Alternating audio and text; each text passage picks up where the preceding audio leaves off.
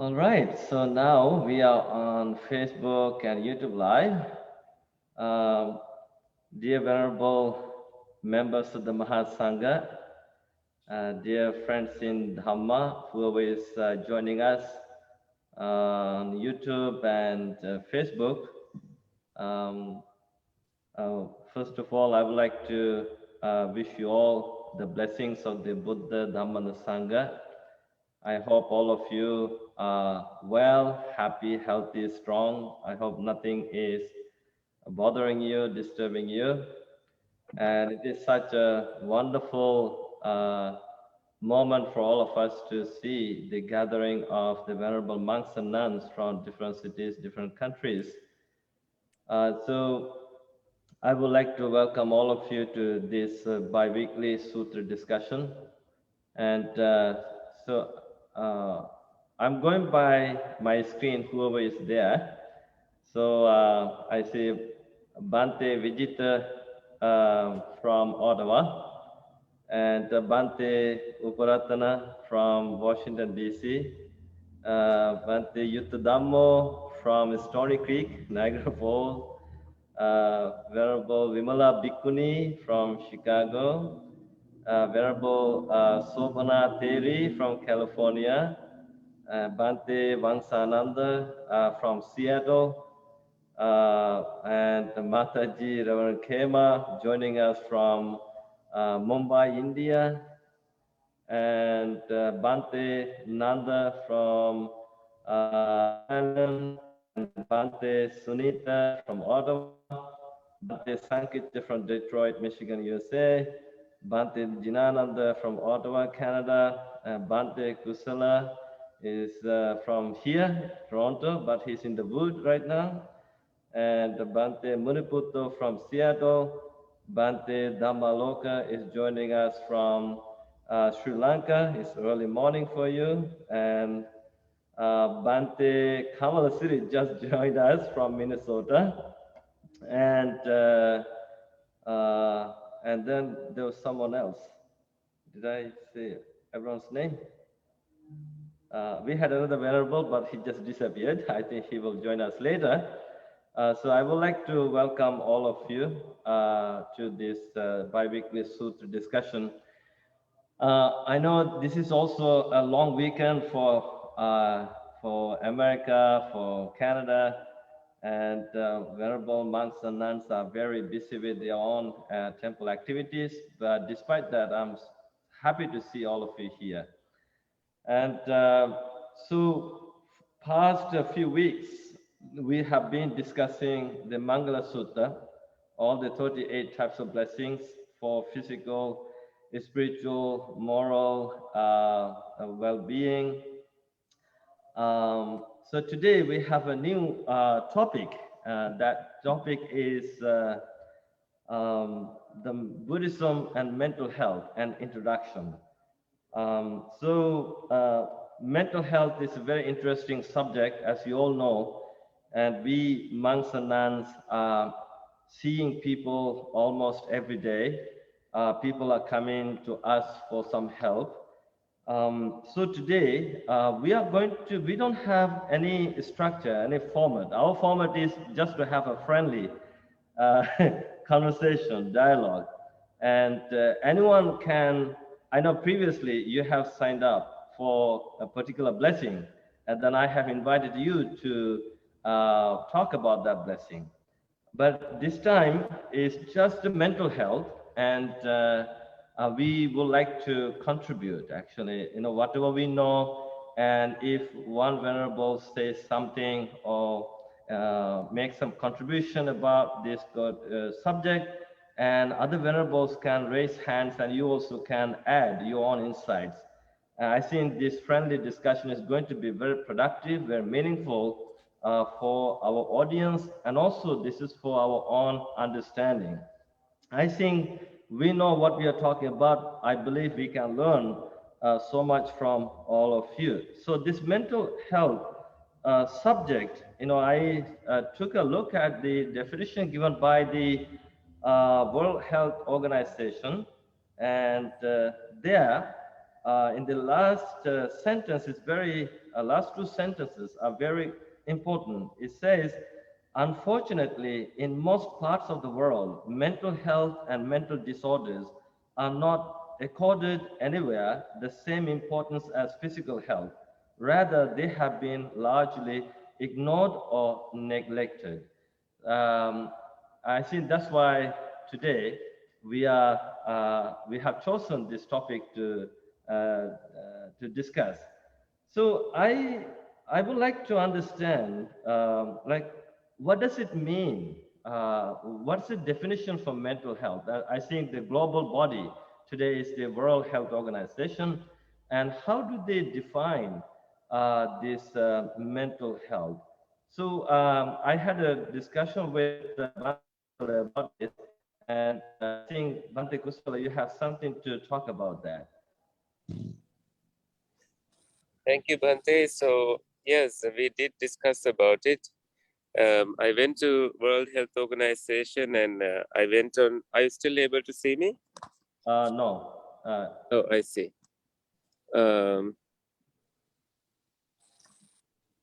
Okay. According to World Health Organization, mental health is defined as a state of well-being in which one is able to function in a beneficial way, both individually and also socially, like contributing in a fruitful way to the community, while still having some perhaps mental and physical issues. Some people may have some disorders, but they are still able to live normally and contribute. So that's about well-being.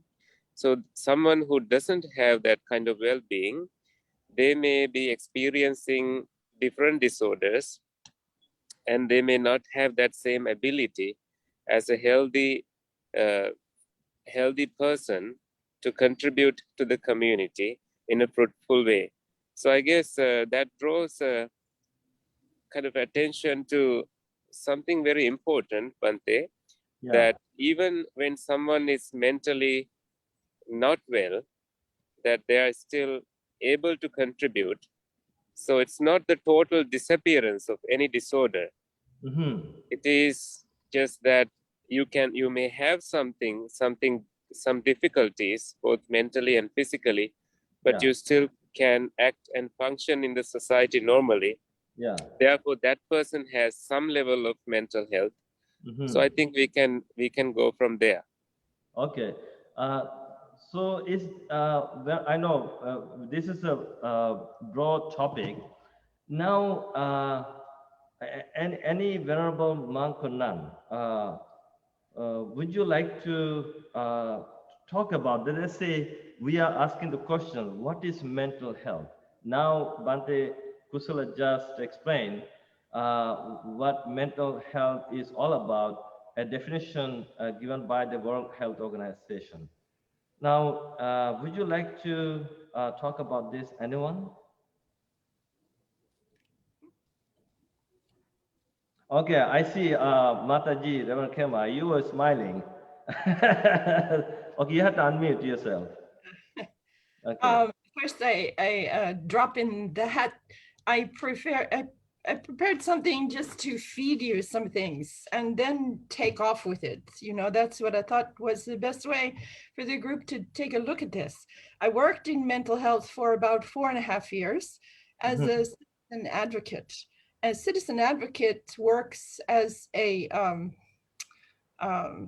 person who helps anyone who, in our case, was specializing in depressive disorders.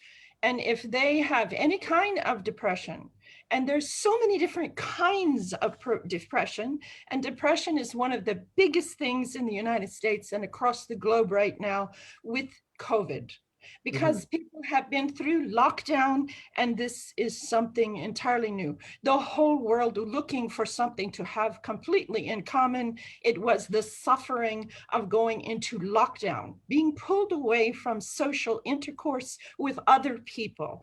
For the elderly, it has been devastating. For the young, it has been absolutely devastating. For the suicide rates for all ages across the demographics on the globe, it has been devastating. debilitating.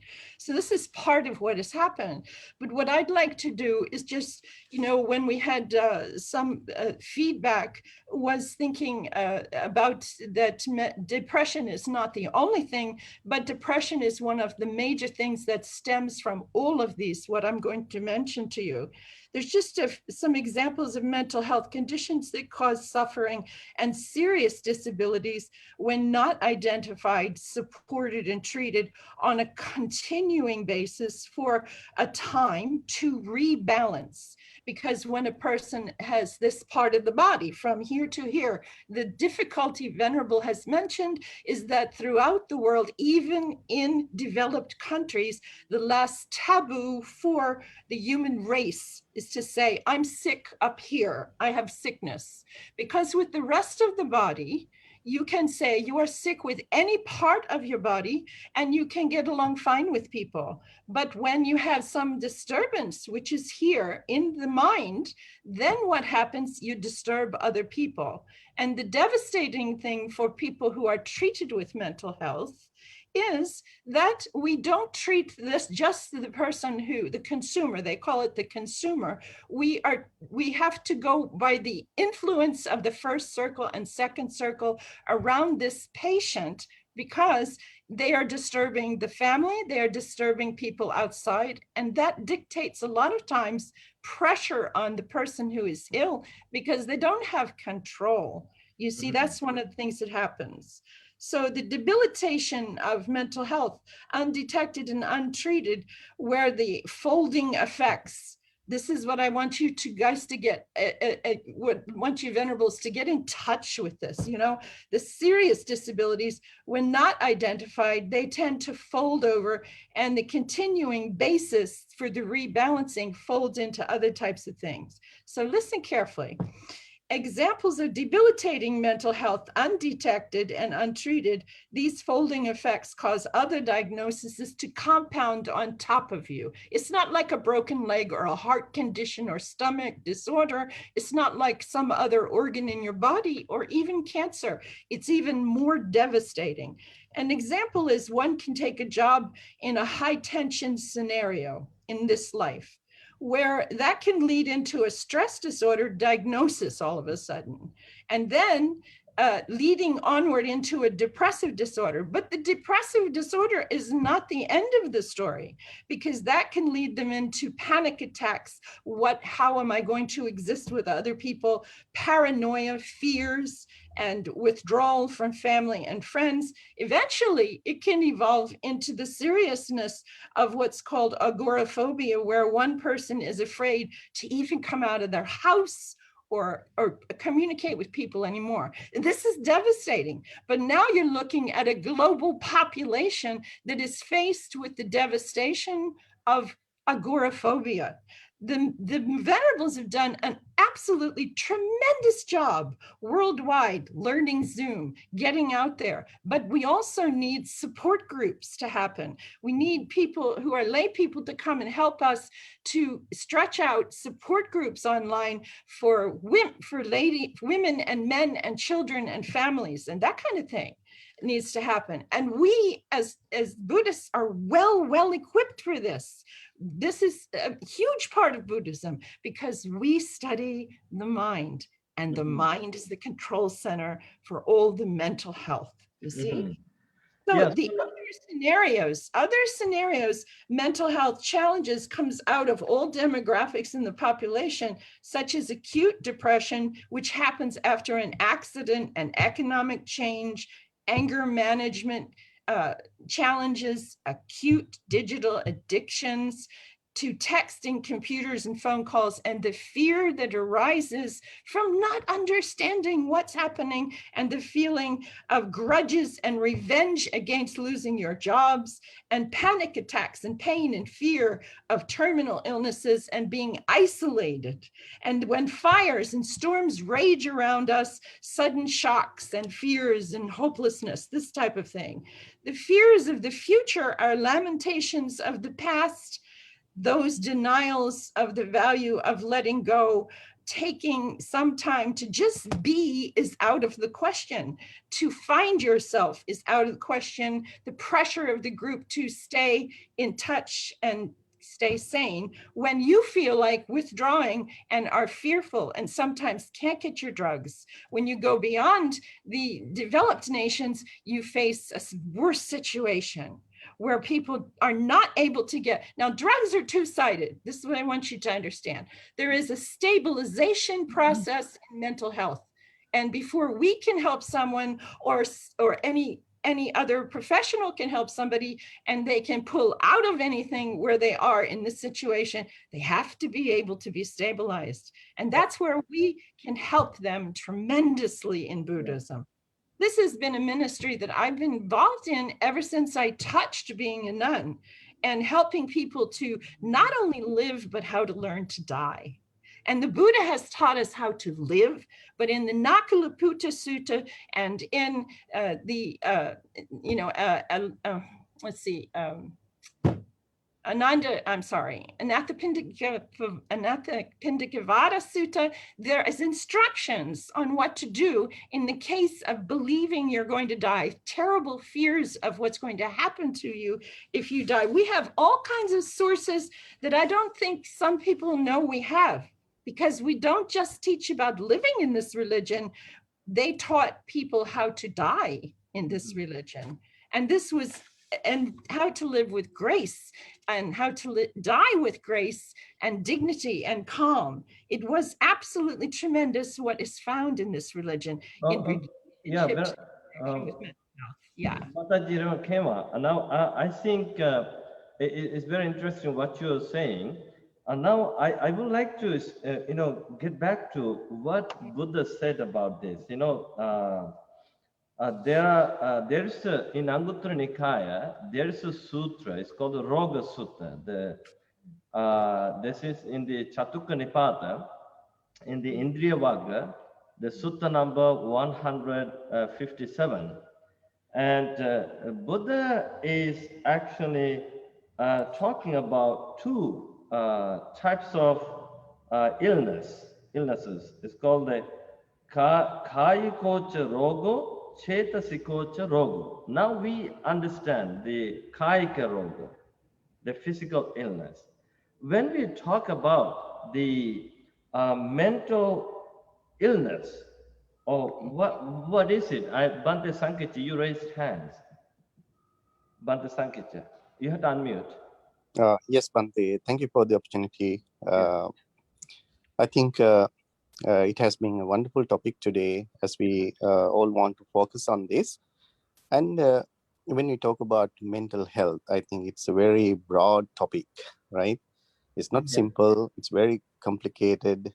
And the beauty of this topic is that it connects everything in our life. When it comes to our mental health in our practical day-to-day life, it connects with every aspect of our life.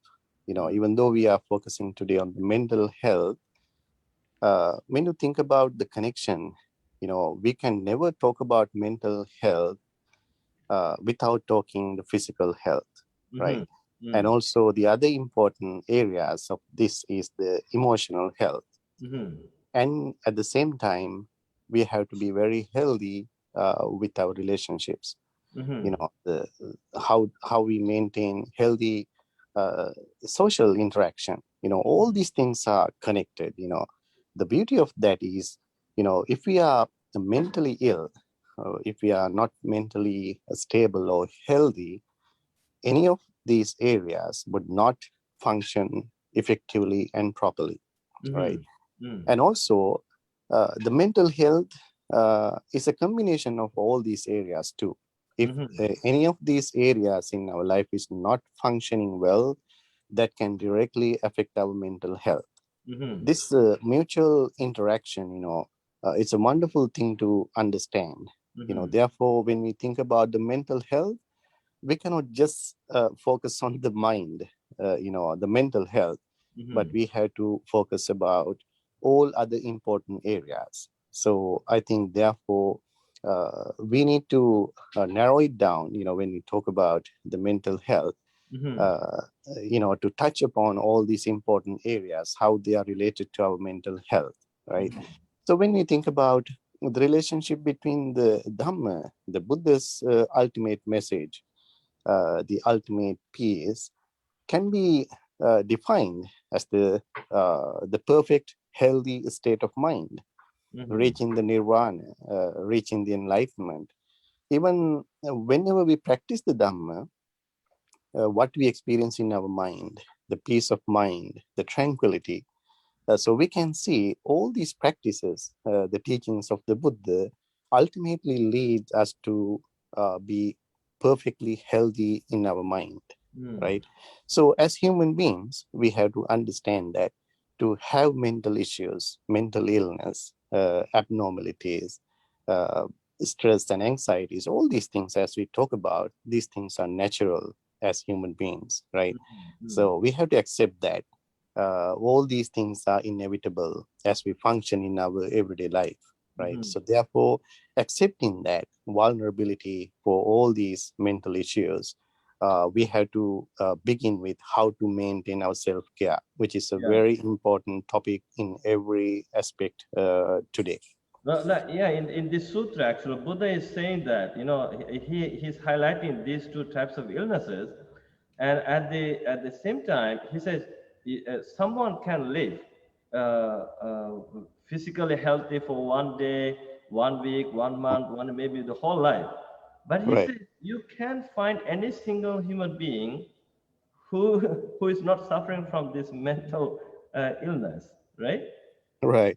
That is No. exactly, it reminds me of the very popular saying of Venerable uh, uh, Moggallana, right? He Yeah. says that sabbe putujjana ummattaka, right? I mean, until we attain the enlightenment, we may have some sort of mental disorders, problems, But so I think it is the nature. we have to get there later, but I would like to thank you, Right. Bhante Sankija. And Bhante Vijita from Ottawa, I know you work with the hospital, and you have some expertise on this subject. What do you have to say about this mental health? Thank you, Bhante Sarnapala, and thank you all the venerable monks. And it's very fruitful discussion. And as we heard from many different monks and nuns, the perspectives of mental health, I would like to go back to today's topic, which is Buddhism and mental health and introduction. So I think when I see the mental health from the Buddhist perspectives, we have to, I think, also understand that there are different levels of mental health. When we talk about abnormal behaviors and psychological disorders, that's another level where psychotherapists are working and psychologists and psychiatrists are working on. So that is kind of below the normal and the regular function of the mind, which has to address seriously and has to seek professional support. I think that there's misunderstanding that since Buddhism talk about mind and how to improve mind, sometimes people in the West think, or even in Buddhist countries think, when something is going wrong, we have to start meditating or following the teachings of the Buddha. And there are, of course, things that we can use to increase our mental health from the teaching of the Buddha. But when someone is below the normal and regular functioning level, and that person need more care and more attention to bring it that person's mind to a stable state. So I think we have to kind of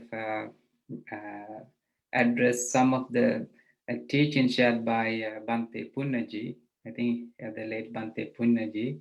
He has done lots of work on this subject, like the Buddhist psychotherapy and Western psychotherapy, and the contribution of Buddhist teachings to Western psychotherapy as well. So once he's saying that the Buddhism is trying to bring normal mind to a supernormal state, but the psychotherapy and mental health is trying to bring abnormal mind to a normal state. So that is I think I find it's very interesting distinguish between Buddhist teaching and the mental health. That's really good. It's really nice. I think we are having some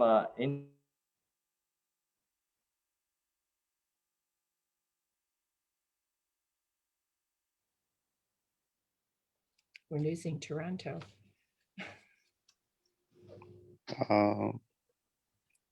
Can we hear Bhante? It's internet problem. Yeah. Yeah, Something. Yeah. Let's see. He'll be back. Yeah. The internet there is, I think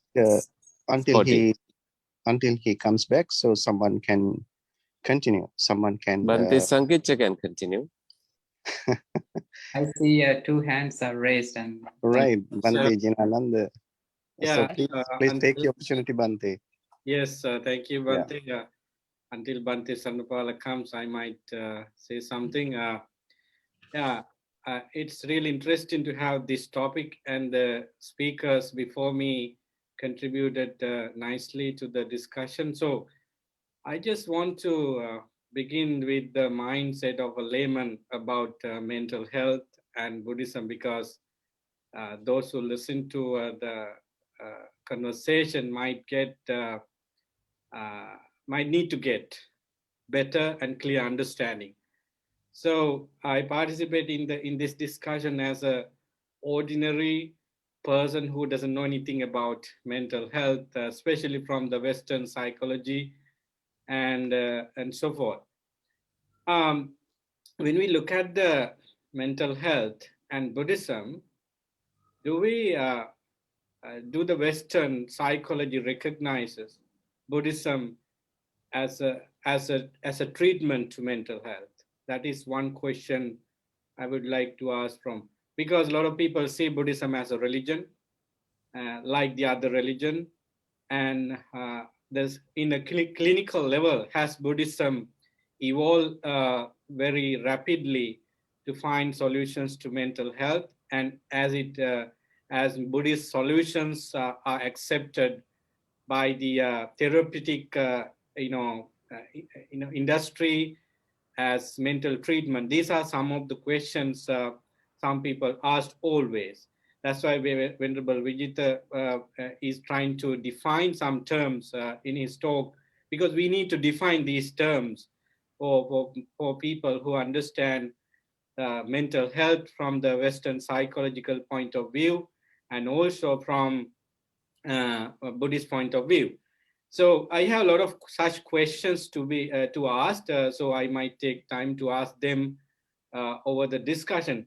But I just want to turn into some definition.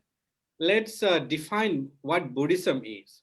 It is very good to mention about Venerable Punnaji, late Venerable Punnaji by Bhante Vijita, because I find a very solid ground to understand what Buddhism is with his definition for Buddhism. He said that Buddhism is not a religion, because just so-called religion teaches a hierarchy of different individuals. On top, you have the Almighty God who created the world. So everybody in religious platform is based on the Almighty God, the Creator God. So there are some rituals. So that is particularly the definition we find for religion. But when we look at the Buddha's teaching, do we find such thing? Of course, with culture, we can find Buddhist rituals and so forth. But what the Buddha said is something about body and mind and how we go with the body and mind into a peaceful state. Therefore, Venerable Punnaji denied the fact that Buddhism is a religion. And then is Buddhism a philosophy? Because people in the West and in the East around the globe give so much emphasis on philosophy. But Venerable Punnaji was in a position to deny that as well, because in philosophy you have a view. You have a view about life, you have a view about the world. You stand on personal point of view in terms of defining something. But in Buddhism, what we see is to deny view in the first place and find peace and happiness. Because with view, we might believe the fact that I exist and there are so many things belong to I, even the good health. If I take good health, I am good health, I have good health. So that fact could create mental disorders for people when they get sicknesses. So in Western philosophy, we can see that people have very good understanding about life, but at the end, they stuck in a place of reflection where they get I, me, and myself. Therefore, I have an understanding that Venerable Punnaji is denying the definition for Buddhism as a philosophy. Then what he said, which is very important, he said that Buddhism is a psychotherapy which find clear, lucid mental health for human and also any beings out of the human realm. I'm very interested on this definition for Buddhism because Buddha talks about mind. Buddha talks about how to cultivate mind. Buddha talks about how to, cleanse mind from impure thoughts. That kind of mental health Buddha talks about. So Buddha's take about mental health is not just for, a short period of time. It's a long-term practice, and it is all about keeping our mind on compassion, kindness, and so forth. There, Buddha talks about mental illness as well. When he talks about mental health, he has to address what mental illness, and there you have a lot of wonderful things. So let me come to conclusion of my first, contribution by saying that there's a wonderful two stanzas in the Buddhist literature, and it says that like this: Yekechi osadaloke vijjanti vividabahu. Buddha said that there are many treatment or medicine for different mental problem disorders as well as physical disorders. Simply, there are many illnesses, both physical and mental, in the world. And there are many treatment, medicine, and various other measures that has been taken to solve these mental and physical illnesses.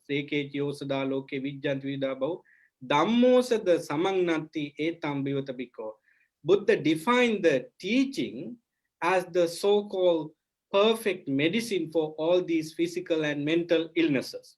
That is really interesting. Dhammo sada samangnati etang pivatabiko. Buddha invite us to drink it. Buddha invite us to take it as the perfect medicine for all kinds of mental illnesses. Then he says, Dhammo sada samangnati etang pivatabiko. Dhammo sadang pivitwana ajaramaranasin. Once you drink this Dhamma medicine, you can, be deathless, which means you are in a pure, perfect health conditions, good health condition. Bhava itva cha pasitva nibbuta upadike. The ultimate, results of the Buddha's teaching is nirvana, and it is the good health that the Buddha talks about. Therefore, I think the the definition for Buddhism, according to all kind of condition, is a mental therapy. Buddhism is a mental therapy. It is a psychology that teaches us to cleanse our mind from unwholesomeness and maintain our mind on wholesomeness. There are a lot of things I have to ask from very erudite, widespread knowledge monk about mental health. So this is what I can tell at the very beginning of my contribution. Thank you. Thank you, Venerable. Yeah. Vimala, Bhikkhuni Vimala, you're no microphone.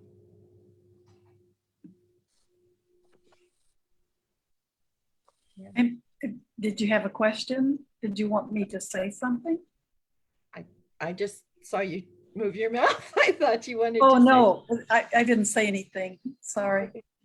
I just want to ask these questions. Venerable Sobana, I think she have hands up. Yeah. Yes. Dear Venerables, I can give a statement of the Buddha about mental illness, which is even more concise than what has been mentioned so far. Sankitena panchupadana kanda dukkha. I've had this belief for a long time, like more than 10 years, that the 5 khandas associated with clinging and identification as self is a way of seeing mental illness. Not only a lot of secular approaches take one or another, or perhaps several of these kinds of factors, like the pills they prescribe would address the body. Cognitive therapy addresses perception. Therapy that emphasizes about morality addresses volition.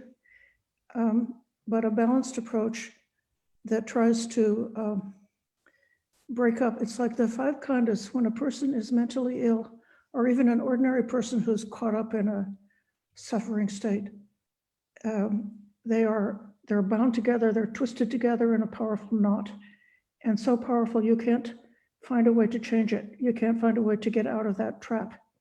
But if through some analytical method or some way, if you can just break off some part of the 5 khandas and shift something, it opens the system, and one then can gradually learn to like reverse and have a more flexible, open, non-clinging, tolerant way of seeing the natural operation of how this body works in connection with its feelings, its volitions, its perceptions, and its consciousness. It's been the most helpful way to put ideas like Western ideas about mental health and mental therapy into a context that fits into the teachings of the Dhamma. Thank you, sister. Thank you. That was beautiful. Yeah.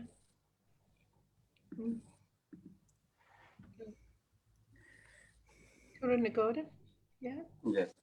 Bhante Dhammaloka.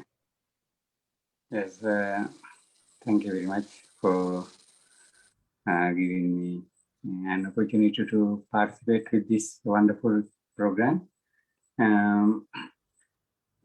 Yes, I appreciate that Bhante Vijita and other monks mentioned about Venerable Punnaji's idea about Buddhism and modern psychotherapy. And I remember while he was alive, we were talking about it. And I know that his idea was like modern psychology is to bring abnormal mind to normal, while Buddhism is to bring normal person to supernormal state. Once when I met him at the New York Buddhist Vihara, I was telling him, like a joke actually, I told him, And no, Buddhism can bring even abnormal person to normal, and also from normal to supernormal state.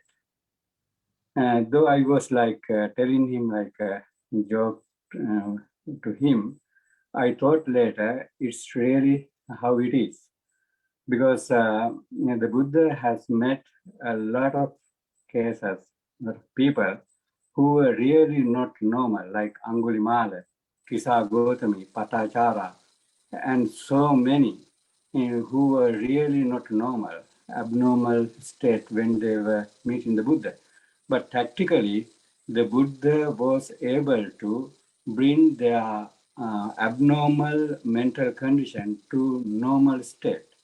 He used certain methods and practical ways to make them from that normal to normal. Then from there on, the Buddha led them to supernormal state. For an example, very short, I would tell you that when Venerable Angulimala asked the Buddha to how he can help with a pregnant woman who is having a hard time to deliver the baby. The Buddha asked him to practice certain wish and to tell that since I was born, I have never killed any living being. And then he asked, how can it be? Consciously, I killed 999 human beings.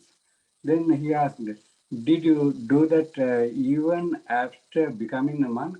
No, Venerable Sir.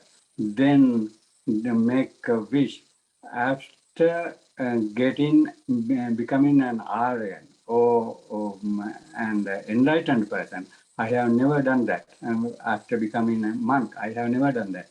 By the power of this truth, may she be well, happy. And in that way, I instructed him how to wish her for good health, healthy person.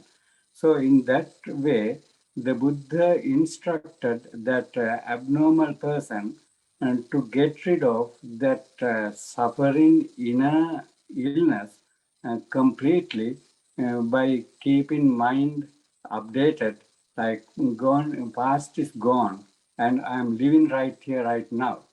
So in that way, the Buddha instructed. So main thing is we have to learn Buddha's character and his Dhamma so that we can apply the Dhamma even to help with abnormal person to bring a normal level. And then we can help them to bring from normal to even supernormal state.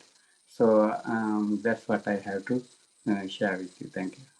Thank you so much. That was beautiful. Wonderful. Yeah. Anyone want to comment on that? I think Yuttadhammo waiting. Yeah. Niditala? Yeah. Hi, can you hear me? Yes. Yudhidhamma. One day's back. Yes. Yudhidhamma.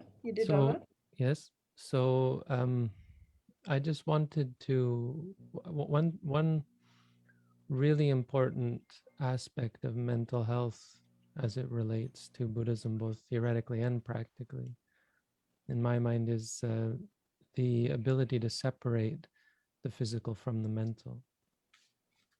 In the Visuddhimagga, the first of the many stages of knowledge in the Panya chapter is something called Namarupa Parichedanyana, and it's where we begin in my tradition on a meditation course to teach the meditator. We have to check and address whether they can tell the difference between the physical and the mental, because the ordinary way of seeing things is from a conceptual level. We think of reality as being people, whether if it's fear or anger towards another being, we think in terms of being. If it's desire, it's lust towards another being, and so on. We also tend to mix the brain and the mind, and so we think of a mental health issue as being an issue of the brain chemicals and so on, and something that can be addressed through medication and so on. From a practical level, this takes on the issue or takes on the appearance of hopelessness in the meditator or the patient, call them what you will, where they think of themselves as having an issue, depression, anxiety, even addiction or anger issues, when in fact, of course, as we know in Buddhism, there is simply the five aggregates that arise and cease at the six senses. Basically, there's experiences. So for in issues, for example, of anxiety, where a person experiences anxiety from a thought or a concept, and then experiences the results of the anxiety in the body. They might feel tension, they might feel butterflies in the stomach, heart beating fast, headache, or so on. And that in turn makes them more anxious as they react to it, thinking, now I'm anxious. And they react to the physical, and it creates a feedback loop. And their perception of myself having anxiety makes them more anxious. Our perception of being angry can make us angry. Our perception of being depressed makes us depressed. Seeing it as an entity and not being able to discern, for example, that butterflies in your stomach is not anxiety. That's a physical manifestation or result. When a meditator is able to separate these things, you find incredibly swift, deep, and meaningful results, where the meditator is able to experience the physical without being anxious about it, even though it feels like they're shaking. In regards to desire, when you desire a person, you think of yourself as having an issue, an addiction issue, when in fact there are, of course, the aspects of the experience which are the physical seeing of something, the pleasurable feeling, and the desire as separate entities. And if you're not able to separate these things, if you're not working on a level of being able to separate what is physical, what is mental, or separate the five aggregates or the four foundations of mindfulness out, you're never going to be able to see what's really happening, and especially those aspects of reality that are going to allow you to let go, specifically the three characteristics. I mean, why is it that we give rise to the root causes of mental illness in the first place? Is because of not seeing the three characteristics, because we think of things as stable, and whether good or bad, we think of them as satisfying, either that they are something that's going to satisfy us, or they're not, and we have to fix it so that they are. And third, we see them as being self, being under our control. I can fix this. This is a problem for me to fix, for me to do something about. And so we're constantly trying to address, trying to adjust, trying to fix, trying to control, because we don't see the true characters. You'll never see them if you're dealing in terms of entities. So separating moments of physical and mental experience and being able to separate the physical from the mental it isn't just theory. This is what I deal with every day with meditators. It's absolutely the crucial first step for a meditator to begin to, or for a patient, let's say, to begin to overcome things like mental illness, followed by the second stage of knowledge and the third. And so, I mean, I could go on for hours about how far it goes and talking about how this makes a person exceptional. The beginning of mental health is the first stage of the 16 stages of knowledge, and it goes all the way to the 16th. It really is a detailed description of mental health that we find in the Buddhist teaching. So you bring up a really, really, really good point. You know, this idea of believing that this illness is me, it is mine and myself. It's devastating, and that anatta is a key to the idea of this is not me, this is not mine, this is not myself. And helping a person that way in this teaching in Buddhism is the most remarkable way of setting a person freer from the devastation of believing it's my fault, I'm to blame, it's all mine, it's not happening to anyone but me. That's incredible. Yeah. Welcome back, Bhante. Yeah, sorry, we are having problem with the internet connection. We completely lost the internet connection. And at the moment, we are just using the data. So I'm glad that this discussion is going on. Please, if I get stuck, please continue with this discussion. This is an amazing discussion. I missed all the important insights you have shared with us. But your internet is not healthy, Bante. But still, despite all this, I'm trying to keep myself calm, sane, not worried. I'm still smiling, The internet is still physical. Keep your mental. Yeah. So, so Bante Devaratana from Pittsburgh.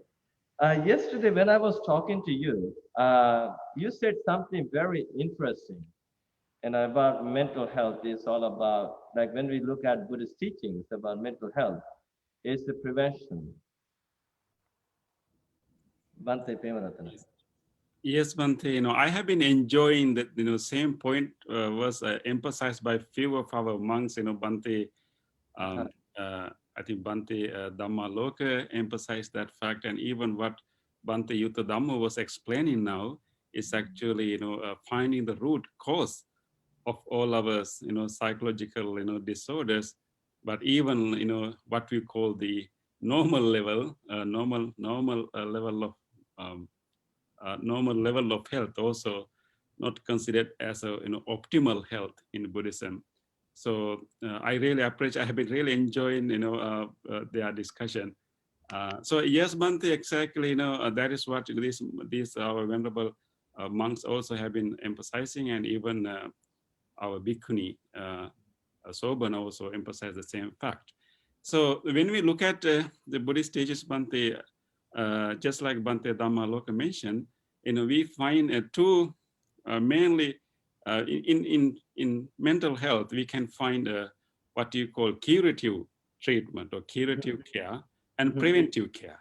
Right? So there are two ways to address this mental illness. Either we can help people to prevent from getting into illnesses, or once they have it, we can try to help them to get cured. So curative care and preventive care. So what we find in Buddhism, the emphasis is on preventive care. Means that whatever mental disorders that we experience is actually extreme forms of our defilements, our kilesas. So if you don't handle our kilesas, our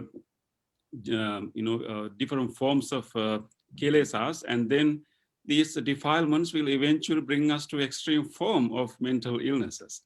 So the most of the Buddha's teaching is to recognize these kilesas and these defilements at early stage, and then observe them and recognize them, and then use our insightful wisdom, as Bhante Yutta Dhammo explained, and then try to prevent those, try to manage these defilements and eventually eradicate. So in that way, you will not even have a mental illness later.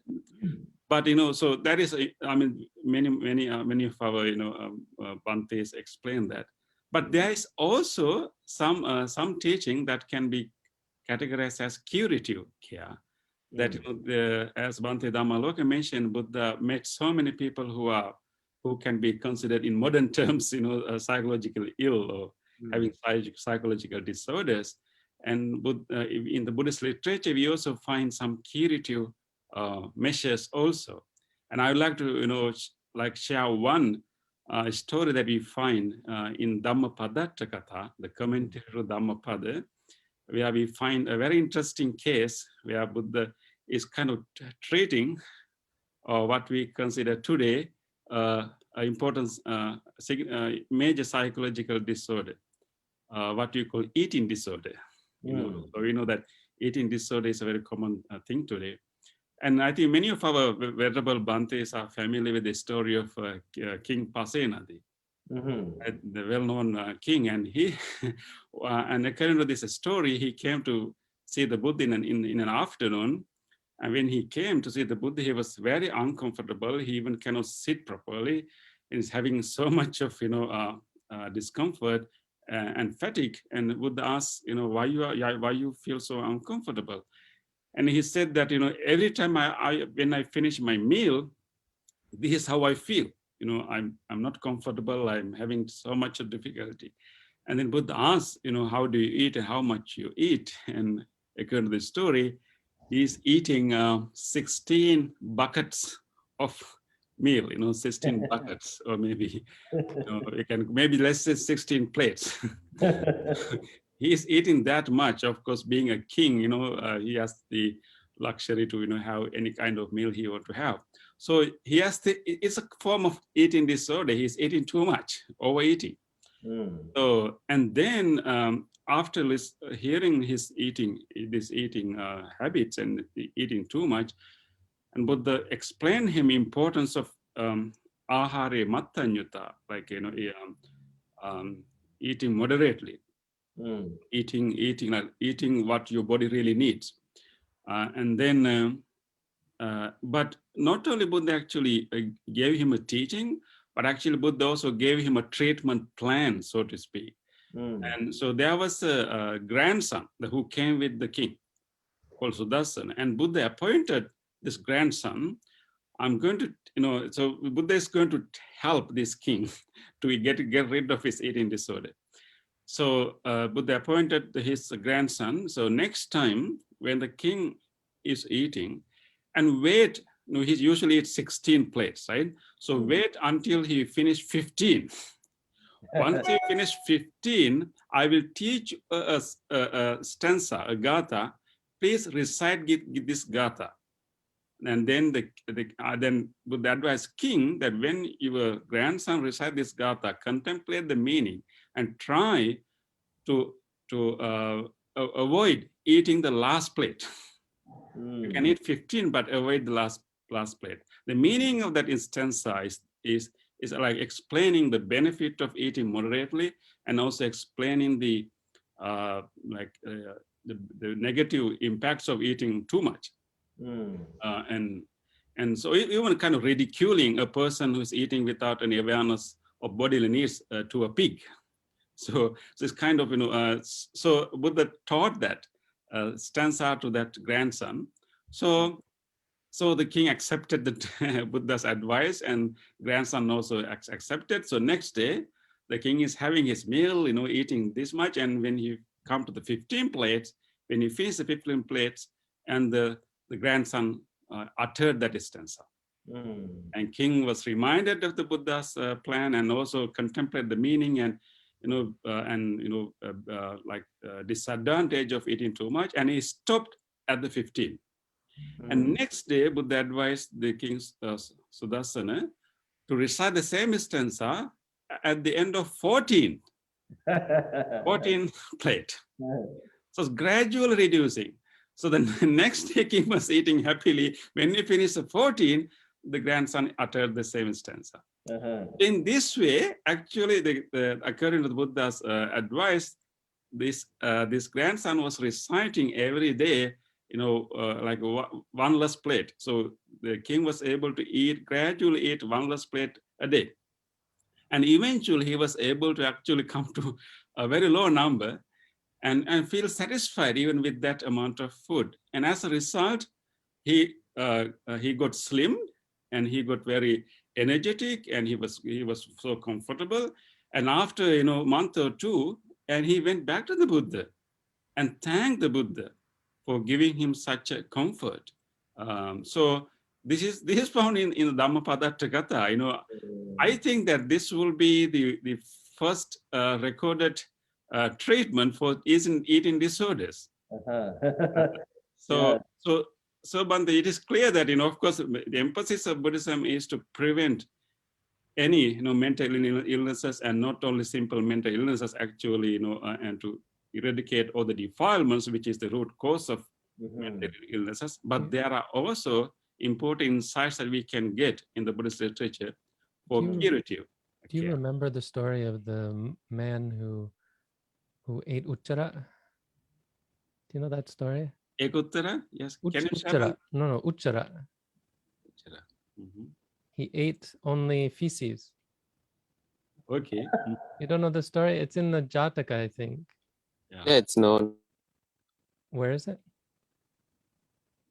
That's Isn't that the one, isn't that the story where the Buddha was living at one time on the calves?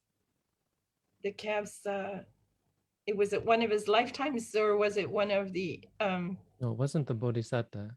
radical practices he did early before? No. It's a whole story about a man who was born because of bad karma in the past life.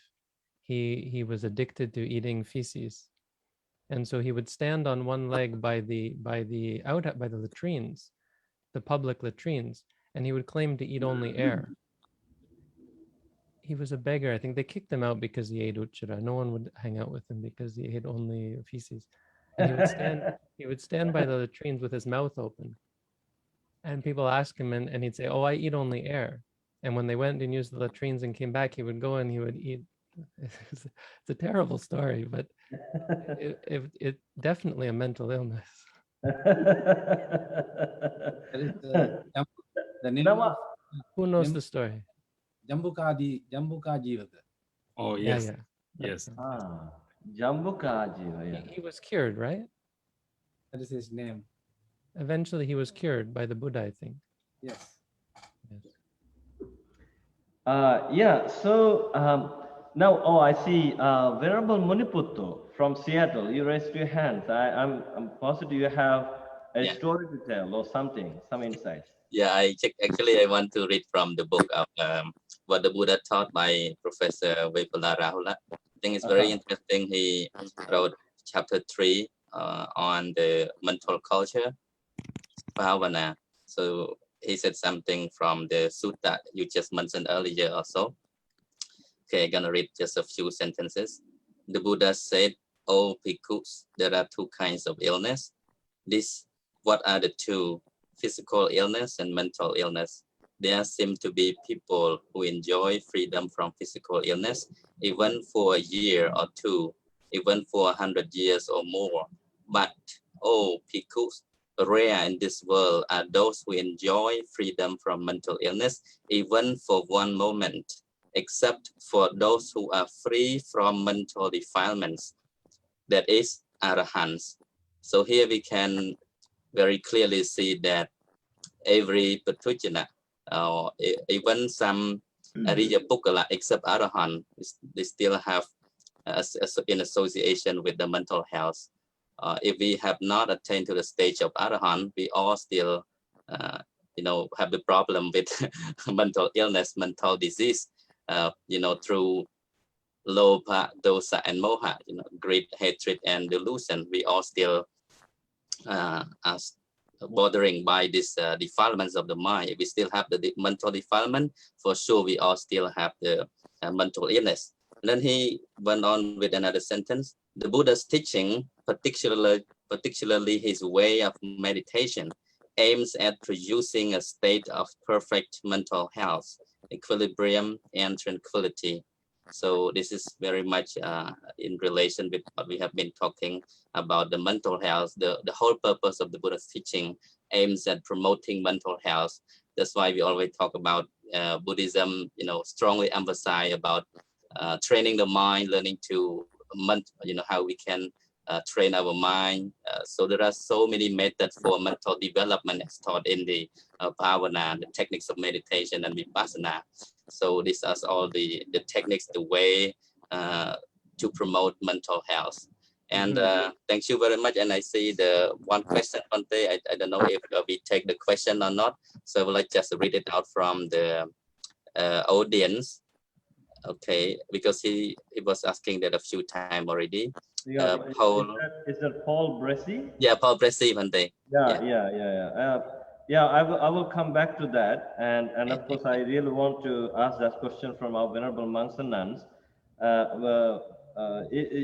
Paul is asking a question: how does one deal with irrational fear? Irrational fear. Anyone? We have. Okay, sure, Mataji. When we look at fear, this is where dependent origination comes in. We take the 7 links that are being used in this lifetime all the time, and we take a look at how exactly, if we teach someone how exactly fear comes up. Panic attacks are a really good example of fear. And when we explain to the student exactly with mental contact, and then feeling a painful feeling arising, and then not liking it, and then watching the mind fall into upadana and run away with mental proliferation very seriously, and then dive into the addiction habit. In Bhawa, there's a place where all of our habitual tendencies live, and grab that, because every time I feel like that, this is going to happen. And so I'm going to do this, and I'm going to start to shake, and my body responds by sweating and getting very hot. And I'm going to have to leave and get away from all the people. You can soak through your clothes very quickly, and you have to run away. This is a terrible thing to go through, okay? And by explaining just how this is happening, how exactly it is happening, we can go to the Bhaya-Bharawa Sutta and look at what happened with fear and trepidation, and see what the Buddha said, take the counter to it. I will let that go, and it is not me, it is not mine, it is not myself, and teaching them to do this constantly, then they can overcome this. Less and less time involved, and they can overcome the panic attack. They don't need to take the drugs anymore for panic attack. They don't need the pill. They can do this through the mental process of learning precisely how did this happen, and then they can let it go. They can come up with something that is a response instead of a habitual reaction that lives where Bhawa, we say Bhawa, but instead of saying the old definitions, Usilananda, the late Usilananda agreed with my teacher, this is a good idea, that's where all of these reactions live, and teach them where it is, and they can watch and discover how it works, and they can change it. And the Bhaya-Bharawa was treating this hindrance, this imperfection of mind, this fear, as a habitual hindrance that was coming up for the person. And so we're going to solve it by going the other way. Forgive yourself. It's not me. It is not mine. It is not myself. I can let go, relax, breathe, go back into your breathing, relax. Like Udadama saying, use your practice, come back to the breathing, or come back to forgiving yourself, being compassionate, loving kindness to yourself in this situation. Let go and change. And change it and laugh at, look, that came up. I didn't ask it to. There's your atta anatta play out there. And all of these things are woven together. And we use the 7 links from contact to the birth of reaction. And we work with it, with the meditator or the person, and they begin to realize this depression is not mine. It is not mine. It is not mine. It is happening this way, from the point where you have a thought, and then it's very frightening to have the depressive feeling come up, same way. And you teach them, what if this depression is not you? It is not yours. What then? And I taught a woman once who was not a Buddhist, just these links, and showed her how it worked. And all of a sudden she figured out, as we drew it on a piece of paper very clearly, this is not my depression. And here she was on heavy drugs, about to break up with her husband, and he was going to leave with the child, and everything was collapsing, and her life turned around. Because you know what? This is not me. It's not mine. It's not myself. It's not my fault. That's a big step in mental health, a big step. And then what's the solution? I can go, what if I try the opposite way I normally react? And then you go from there with calming the person in the meditation and with using the Brahma Viharas to uplift them. But this is not me. This is not mine. This is not myself. This is just what the truth is right this second. I can change it. You can change it. Change your mind. Look at what happened to the panic attack. Change your mind. You change the whole body, because the mind and body is a connection in that way. I can lower my blood pressure at the doctor's office. He gets angry at me. And That would be actually interesting. Like, I would like to, I would be interested in knowing this, that neuroscientific perspective. I think next time we need to invite a neuroscientist, how this happens actually. There's a way to deal with this fear, and there's a way to overcome it and remove this fear. And what you said is very interesting. If you don't personalize it, like if you give attention to it, it's going to grow. It's a way of feeding it, right? This is precisely true. That's in the Samyutta Nikaya. There is a specific place, Bhikkhu Bodhi's version of this Samyutta Nikaya. It's on page 1597. You start reading a discussion where it is about the nourishment or the denourishment of a hindrance in direct relationship to the arising or the non-arising of the enlightenment factors. And those enlightenment factors, if you are pursuing a path to reach cessation, have to come up and get aligned very perfectly in order to fall into cessation and experience that. So everybody wants to have their enlightenment factors grow.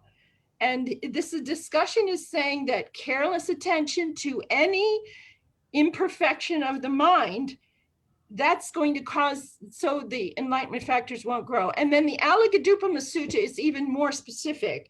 The problem with the monk Arati in the Alagadupama Sutta was that he believed it was okay to engage the hindrance. And the Buddha came and the monks ran away and got the Buddha to come and straighten this out, because it was not what the Buddha was teaching. The Buddha was teaching the only way an obstacle can become an obstruction is if you personally engage it. So that meant that your attention was the food, the nutriment in the Samyutta Nikaya, but in the Alagadupama, he was very blunt about this. It was do not engage the hindrance. Yeah. Because as soon as you do, it becomes bigger and stronger and you can't continue. Yeah. How about observation? How about observation of fear? If you go and sit with the fear, I guarantee it will get bigger and stronger and come back again and again and again. You have to experiment with this yourself. But if you let it go, this is not me, this is not mine, this is not myself, this is just fear. If you let it go and replace it, then before we let it go, don't we have to recognize it? Don't it have to be familiar with the mental state? Yes, I think you have to look in the text to find that and show it to me, please. I've been looking for it many years because so many people think it's okay to go there, sit with it until it goes away. My argument as a meditation teacher was, okay, I asked you to sit for an hour and you tell me in that hour you could only stay with the object for 2 minutes before you were pulled away. What did you do? Well, I went and sat with this one. I needed to know what it was. Some people misunderstand what you say too, Bunty, because noting something didn't mean, noticing something is not the same as going and saying, well, what's your name? Where did you come from? Why are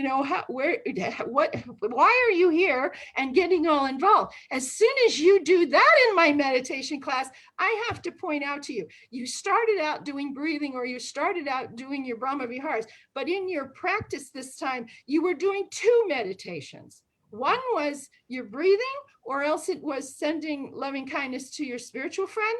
The second thing you started doing was you started analyzing a imperfection. So you have to go to the Upakkalesa Sutta and see what did the Buddha say was the answer to the problem of 11 or 12 imperfections there, or in the Bhaya-Bharawa, what was the solution? To sit with the fear and then come up with something else?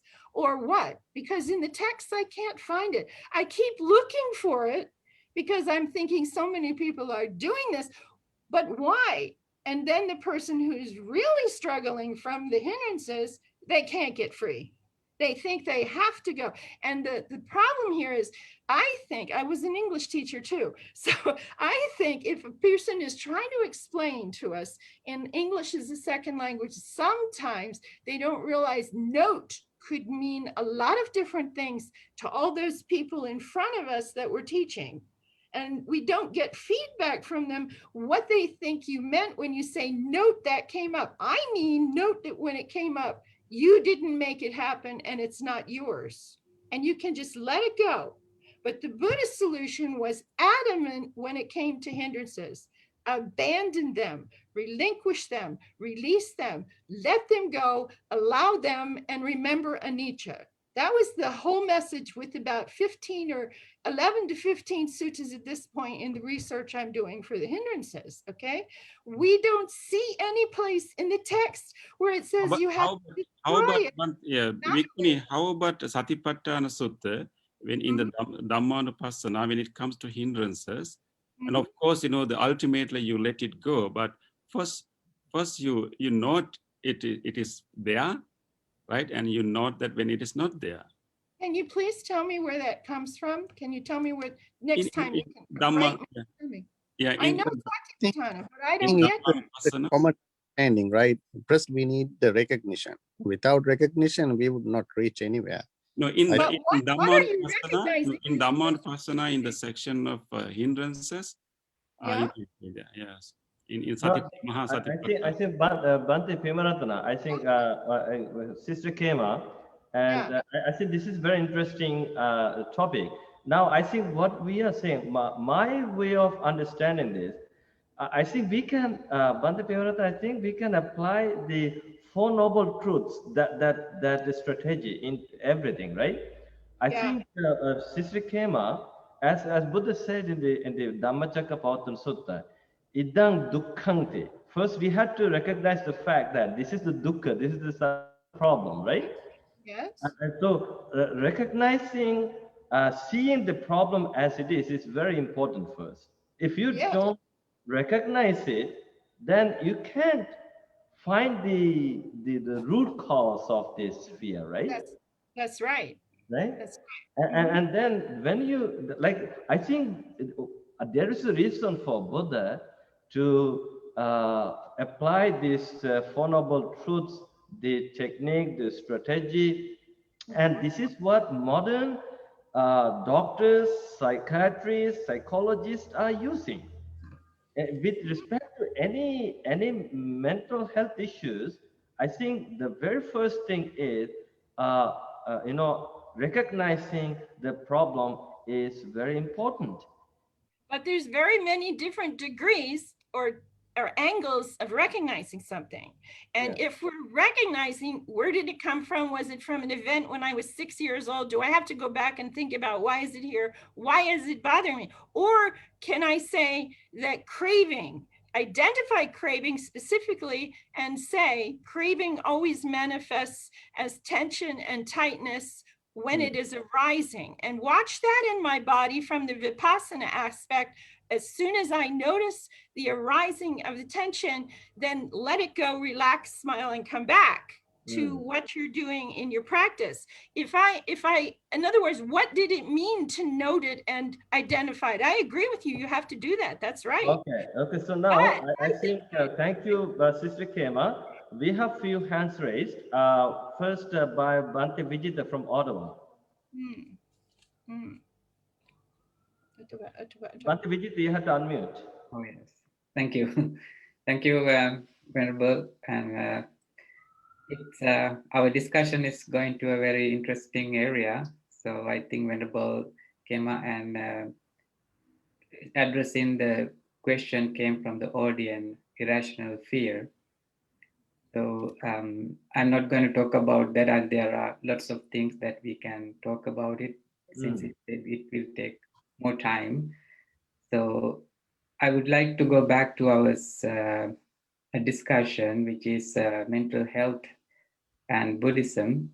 As Bhante Pemaratana mentioned, prevention is one thing that Buddhism talk about. When we look at eight worldly conditions, for example. So no matter whether we are, a monastic, non-monastic, so we all going to experience these losses, gain, sicknesses, pain, and all these conditions in life.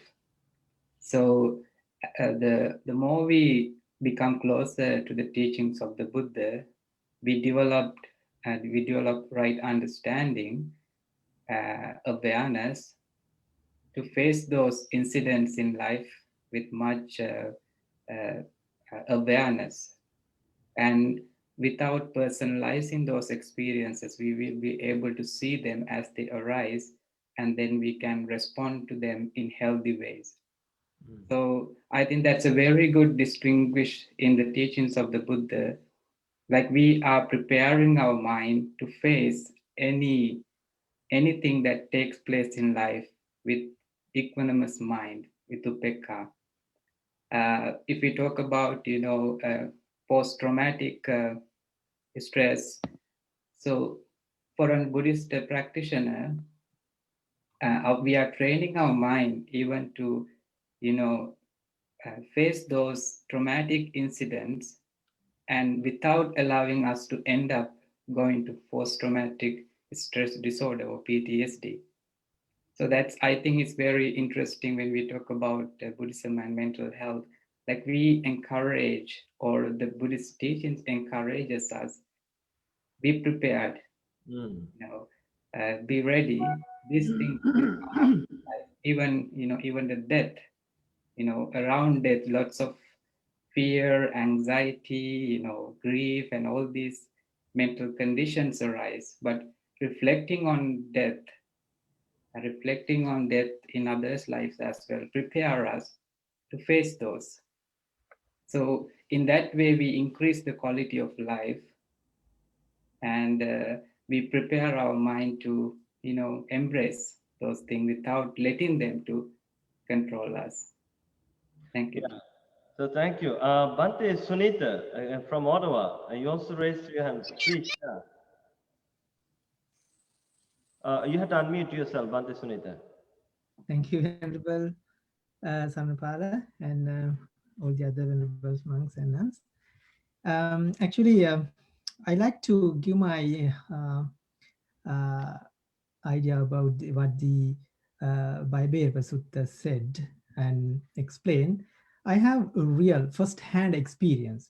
When I was young, even after being a monk, I was very, very fear of dark and everything, ghosts and whatever, and even people. Until I start learning, and at the last months of for my A level back in Sri Lanka, I was very fear of darkness and everything. I even didn't go to a toilet alone when I was at home when I was young. So I want to say how I gave up that negative habitual patterns. Me, one day I had to came to temple after my class. It was late evening, so I couldn't even think about how I reach the temple. So I have to walk for almost 2 kilometers from to the temple. I had to walk through the very near on a path very near to a cemetery. Can you even think about how such a young monk go and travel through the path where very close to a cemetery? So what I did was I used to go on that path, but not in the darkness. So they on the day where I had to go, I ran and I stopped and say Itipiso Bhagavarahan Samma Sambuddha, and again and again and again, but I couldn't do anything. Still fear is rise in me, and everywhere I feel that, now still I have that feeling. But I thought not to run. I thought to stop. I thought right at the in front of the cemetery, I stop and I just observe. Nothing else I did. I just observe what is there. Actually, I saw the banana leaves shaking there, and white plastic pieces are shaking there. I realized, oh, this is not something that I have to be fear, right? So then I got released. I was released from that fear. From that day, until now, I'm free from that fear. So observing is the very, very important thing, as Bhante Pemaratana said. That is the moment. So when we observe our thoughts and feeling, whatever arising, then only we can understand, okay, this is the root, this is the cause. Then I have ability to remove that. When we unveil things, then we can see the thing really as they are. So that is what I want to say. Actually, that is my first-hand experience. If we don't know where I am on my map, we don't know where to go. We don't know what to do. So first, understand where you are now, right now. That means observe. Observe, be mindful right here. Then only you can choose the path, right? And Mataji Kema said that, yes, of course, if we focus on something, it becomes bigger and bigger, like magnifier. The way we look at that is the matter. If we look at something with the negative mind, then that problem can become bigger and bigger. If we have a positive aspect, so then we can reduce it. See it clearly, where it is, objectively. Objectively, yes, of course. So focus first, stop and observe, and take a pause. Observe what is happening right now here. Then only you can choose the way. I said that's a great story, Bhante Sunita. Thank you for sharing that story. It reminds me of, I think this would be so great for all of us, all the venerable monks and nuns who are here, to read the Majjhima Nikaya Sutta number 4, the Bhaya Bhairava Sutta, how Buddha himself practiced this and how he removed the fear that is in his mind and heart, and what caused the fear to arise, and how the technique he used. And I think maybe in coming, of course, this is not the first and last discussion about Buddhism mental health. And as I said, this is a broad topic, and we can expand hours and hours. But here, Venerable Sobana Theri, you raised your hand. We don't have much time. We have just 2 more minutes. And thank you, sir. Just briefly, I agree that nowhere are we saying that to psychoanalyze ourselves or go into speculation about what might have been in the past that's causing our present mental problems to happen. But the Vitakka Santana Sutta has a graded set of different approaches. So if the simple mindfulness is not strong enough to pull out of a negative formation, it gives other ways of doing it, which are a bit more gradual. And the other sutta reference I'd suggest to look into is several places where it talks about the gratification, the danger, and the escape. For example, in chapter 22 of Sutta of the Samyutta, so that in a way, I always find it helpful when my mind it goes to a bad place, first I forgive that whatever it is in me, which is trying to be well by going into fear, anger, or something else. I say, you know, I understand you're trying to help, but this is really not help. That I see the danger, and then release it. Thank you. Thank you.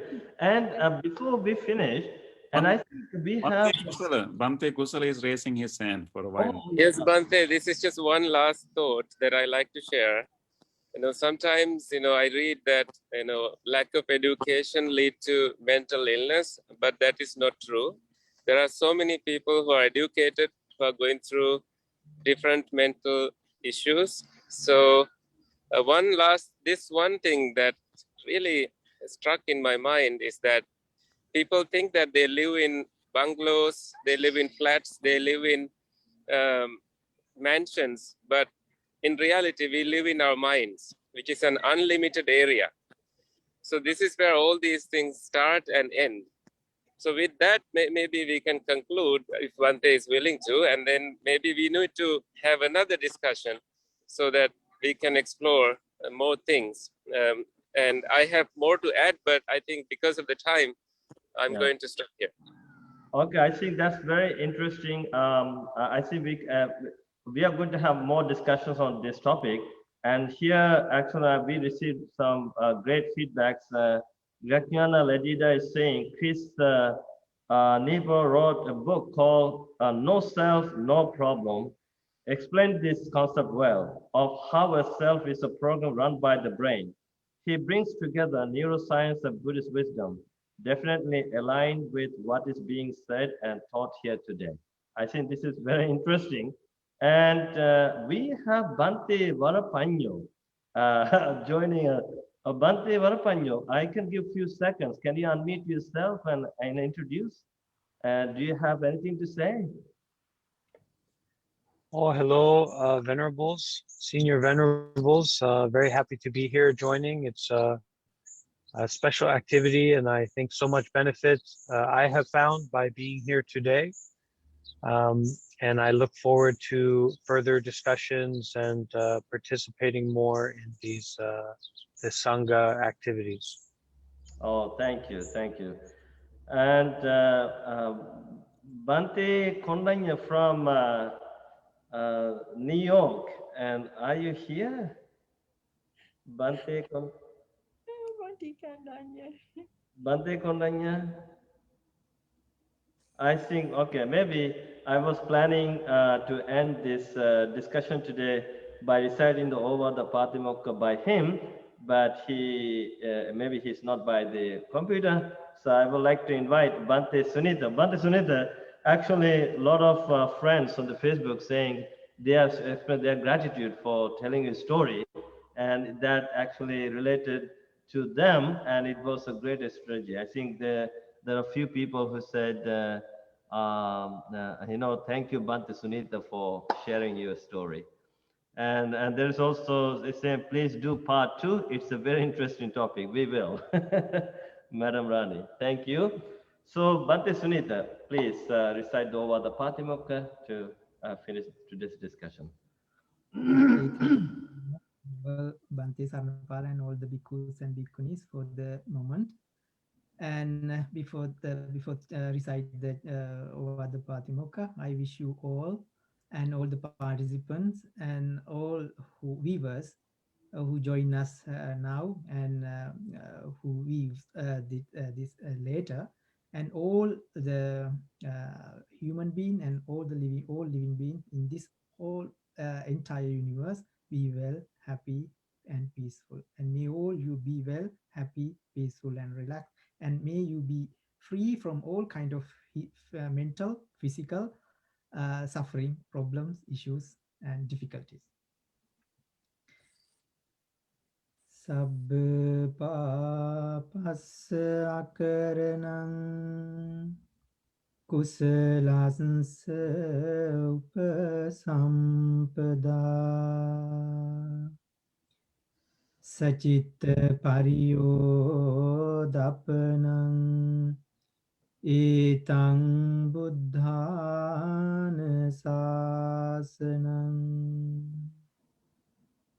Khanti paramang taputitikha Nibbanang paramang vadanti buddha Nahi pabbajito parupaghati Samano hoti parang vihetayantu Anupavadu anupaghatu Pati mukhe cha sangvaru Matang yuta cha battasmin Pangtang cha sayanasanang Adhicitte cha ayugo Itang buddhana sasanang Sadhu, sadhu, sadhu. It was beautifully chanted, Bhante Sunita. I felt like I have gone back to the Buddha's time. So thank you, Venerable Bhikkhus and Bhikkhunis, for joining today's bi-weekly Sutta discussion on Buddhism and mental health. Definitely, our next discussion is also going to be on this topic, but with more questions. And we would like to ask and invite all our audience on Facebook and YouTube. If you have any questions, please feel free to send them to us. You can send your questions to zoomsutradiscussion@gmail.com. Until next time, may you all have the blessings of the Buddha, Dhamma, and Sangha for your health, happiness, and peace. May all sentient beings be well, happy, and peaceful. Sabbe satta bhavantu sukhitatta. Bye-bye.